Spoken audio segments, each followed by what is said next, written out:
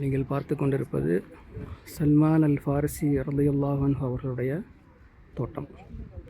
இது அவர்களுடைய வாழ்க்கையில் அவர்களுக்கு கிடைத்த தோட்டம்.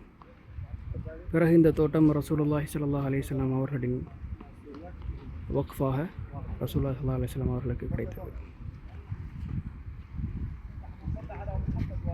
இந்த தோட்டத்தில்தான் முதலில் அஜ்வா பேரித்தம்பலம் கிடைக்கப்பட்டதாக, சோனத்திலிருந்து கிடைக்கப்பட்டதாக ஒரு செய்தியும் இருக்கிறது.